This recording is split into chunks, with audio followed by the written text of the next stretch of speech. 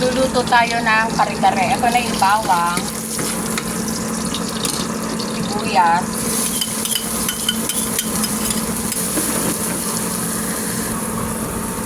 ito yung puso ng saging.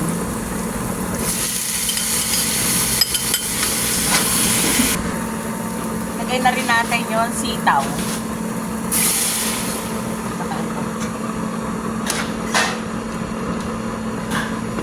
Ito na yung pinalambot na baka. Lagyan muna natin ng sabaw. Tatakpan muna natin. Lutuin muna natin saglit yung gulay. Ito, luto na yung gulay. Sasalang na natin yung sabaw. Yan ang bakang pinalambot. Pakuloyin na natin. Dito natin timplahan ng peanut butter at iba pang panimpla. Lalagay na natin itong labot na pinalambot. Ilagay ko na rin yung puso ng saging.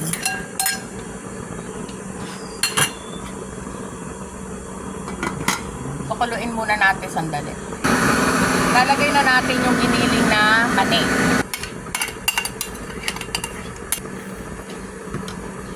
Ito yung peanut butter. Nilusaw ko sa tubig.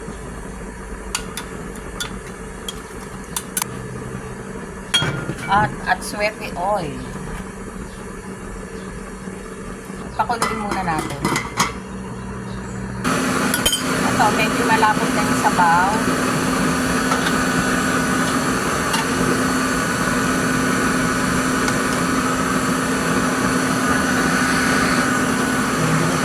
Ito, lagay na natin yung gulay na sitaw at penchay. Inisa natin kanina.